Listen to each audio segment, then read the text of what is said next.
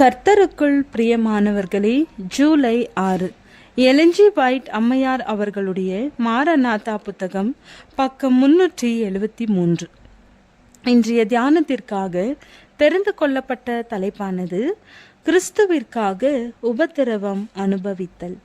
வசனம் 2 தீமோத்தேயு 3வது அதிகாரம் 12வது வசனம். அன்றியும் கிறிஸ்து இயேசுவுக்குள் தேவ பக்தியாய் நடக்க மனதா இருக்கிற யாவரும் துன்பப்படுவார்கள். காரணமின்றி கிறிஸ்து வெறுக்கப்பட்டார். அதை போன்று அவரது மக்களும் தேவனுடைய கட்டளைகளுக்கு கீழ்ப்படிவதால் வெறுக்கப்படுவார்கள். தூய்மையானவராகவும் பரிசுத்தமானவராகவும் மாசற்றவராகவும் இருந்து இந்த உலகிலே நன்மை செய்து நன்மையை மாத்திரமே செய்த அவரே மிகவும் மோசமான குற்றவாளியை போன்று நடத்தப்பட்டு மரண தீர்ப்பிற்கு ஒப்பு கொடுக்கப்பட்டாரெனில் அவர்களது சீடர்களும் தங்களது வாழ்க்கையில் குற்றமற்றவர்களும் குணங்களில் தீங்கற்றவர்களுமாக இருந்தாலும் அதை போன்றே நடத்தப்படுவார்கள். மானிட சட்டங்கள் சாத்தானின் பிரதிநிதிகளால் உருவாக்கப்படும் சட்டங்கள். தீமையை சரிக்கட்டி நன்மைக்காக பரிந்து பேசுவது போன்ற தோற்றத்திற்கடியில் உயர்த்தி காட்டப்படும். அதே சமயத்தில் தேவனுடைய பரிசுத்த கட்டளைகள் அவமதிக்கப்பட்டு காலின் கீழ் போட்டு மிதிக்கப்படும். யெகோவாவின் பிரமாணத்திற்கு கீழ்ப்படிவதினால் தங்களது உத்தமத்தை நிரூபிக்கின்ற அனைவரும் கைது செய்யப்படுவதற்கும் எந்த ஆலோசனை சட்டங்களுக்கு அவர்களது படித்தரத்தின்படி தேவனுடைய பரிசுத்த பிரமாணம் பரிசுத்தமாகவும் உயர்ந்ததாகவும் இல்லையோ அத்தகைய மன்றங்களுக்கு முன்பாக கொண்டு வரப்படுவார்கள். இந்த உலக வரலாற்றின் கடைசி நாட்களில் வாழ்ந்து கொண்டிருக்கிறவர்கள் சத்தியத்திற்காக உபத்திரவம் அனுபவித்தல் என்பதின் பொருளை நன்றாக அறிவார்கள். நீதிமன்றங்களிலே அநீதி நிலைத்திருக்கும். தேவனுடைய கற்பனைகளுக்கு விசுவாசமாக இருப்பவர்கள் கொடுக்கும் காரணங்களை கேட்பதற்கு நீதிபதிகள் மறுப்பார்கள்.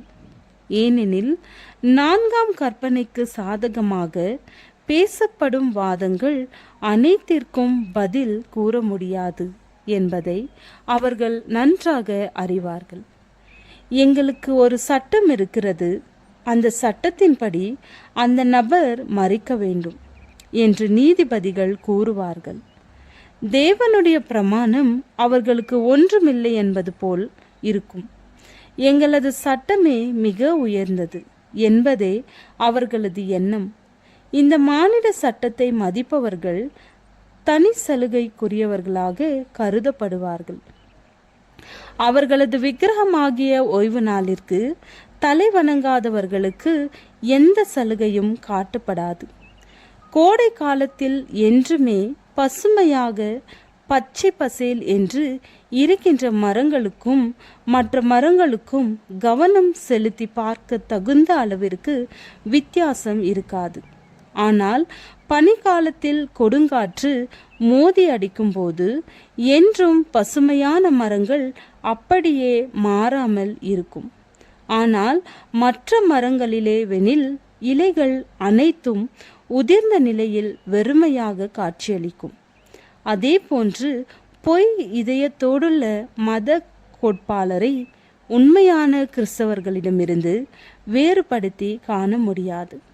ஆனால் அந்த வித்தியாசம் தெளிவாக காணப்படுகின்ற நேரம் நம் மீது வந்துவிட்டது.